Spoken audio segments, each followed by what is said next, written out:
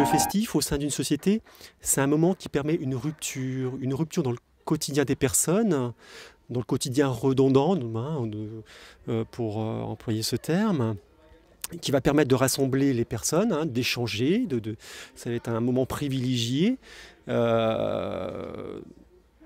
Voilà pour un des points, en tout cas d'une fonction du festif. Ça va être un moment de joie, de partage aussi, d'amusement. Et ça va être notamment aussi un lieu, je dirais, plus d'oubli de soi et d'oubli de sa condition, et qui va favoriser l'émergence de transgressions, et notamment par le biais de l'effet du groupe, où les personnes, au niveau de leur personnalité, se dissolvent, entre guillemets, et par le biais de la consommation de substances, pour être très large, psychoactives. Ils viendraient nous voir déjà par curiosité, qui on est. Je pense que c'est le premier élan qui va le mener jusqu'à nous.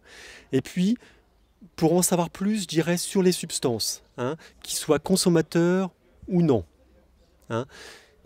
Nous, notre mission est d'apporter une information objective sur les produits, quel que soit le produit. Alors nous, notre action, elle est vraiment multipolaire. Elle s'inscrit aussi bien dans les festivals de musique, mais d'une manière beaucoup plus large. C'est un travail de proximité, je dirais, pour dédramatiser et désinstitutionnaliser notre action. Donc on peut nous trouver, on fait un travail de rue complémentaire. Il y a certaines personnes qui sont dépendantes aux produits, qui sont dans la rue, parce que lorsqu'on est dépendant, la désinsertion peut être très très rapide. On fait un travail, les personnes peuvent nous contacter par téléphone, on peut se rendre à leur domicile ou sur tous les lieux qu'ils souhaitent en Côte d'Or. Le public qu'on reçoit d'une manière très générale, je dirais qu'on reçoit plus d'hommes que de femmes. Et je dirais que la jonte masculine, c'est la population qui se met le plus en danger. Ça fait partie de la CEDAP. Le CARUT fait partie de la CEDAP. La CEDAP est une association, oui, à Dijon. Oui, notre présence dans le festival de musique, la musique pourquoi ? Parce qu'en fait, la musique peut rendre euphorique, la musique c'est un rassemblement de jeunes qui ont les mêmes goûts musicaux, et on est là pour faire de la prévention parce que c'est souvent dans le monde du festival, de la musique, il y a consommation de produits, alcool, produits licites ou licites d'ailleurs, et donc nous on va intervenir pour faire de la prévention. Comment consommer du produit et comment bien le faire. Attention, consommer avec prudence afin d'éviter les transmissions de l'hépatite C, afin d'éviter la transmission du sida, c'est surtout ça. C'est de la prévention au niveau de la maladie, au niveau...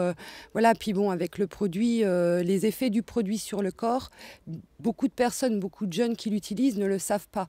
Donc c'est un choix libre d'une personne de consommer, quel que soit le produit, mais là on parle du produit cocaïne, héroïne, produit illicite, c'est un choix. Et si on peut l'aider par rapport à ce choix-là, à lui donner des informations, voilà, qu'est-ce que ce produit va faire et comment il va agir sur son corps, il sera à même de plus pouvoir consommer correctement et même gérer sa consommation d'ailleurs. À leur mode de consommation en fait, ou même sensibiliser sur le produit qu'ils consomment, leur expliquer qu'est-ce que c'est vraiment ce produit qu'ils consomment, voilà, de quoi il est composé, quels seraient les effets qu'il aurait sur lui. Alors il y a en tout premier lieu le sida.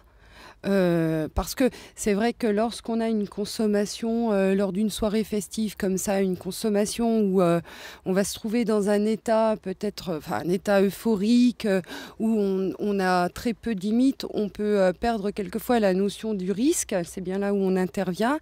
Et là, la transmission du sida, parce qu'on n'a pas utilisé un préservatif, parce qu'on fait la fête avec des gens qu'on ne connaît pas, et la transmission est possible à ce moment-là. Donc c'est pour ça qu'on a également ici des préservatifs à disposition.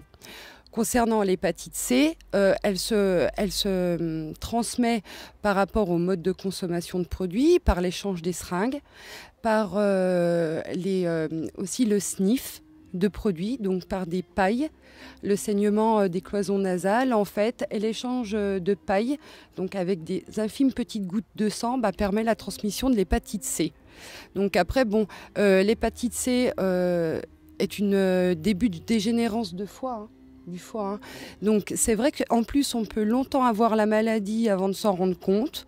Donc on peut avoir l'hépatite C très longtemps avant d'avoir des premiers symptômes de fatigue, de mal-être physique. Donc, et ça peut être après très très grave puisque la dégénérescence du foie peut se faire assez rapidement. Alors, les personnes qui viennent nous voir au stand ici au CARUD en prévention, on ressent, pour ma part je pense, comme je le ressens moi, très peu le mal-être de la personne. Car quand elle vient là, elle est déjà dans un état d'euphorie et de bien-être. Elle vient ici pour chercher quelques informations, pour consommer plus intelligemment. Donc le mal-être, on le perçoit peu. En revanche, une personne qui déjà a un peu de recul par rapport à sa consommation, sort un petit peu de ses consommations, donc consomme moins, peut venir nous interpeller à ce moment-là. Et là, on va plus ressentir son mal-être. Et le mal-être, on commence à le ressentir quand la personne est presque prête à avoir une autre démarche ou à considérer le produit autrement en fait. Et à ne plus forcément être dans une consommation effrénée. Je pense que ces jeunes-là, ils sont à la recherche du bien-être. De la joie de vivre, de moments sympas, de vivre bien, être heureux. Donc, ils pensent qu'en prenant du produit, en effet, ça va couper un petit peu de la réalité difficile que beaucoup de personnes vivent et que l'on vit quelquefois.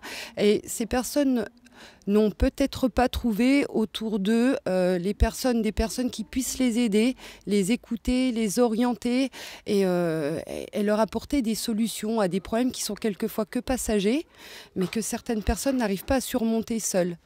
Et donc oui, là il va y avoir de la consommation de produits, parce que quand on consomme du produit, on oublie tout et on vit ailleurs et on se sent bien, même si c'est un court instant, on se sent mieux.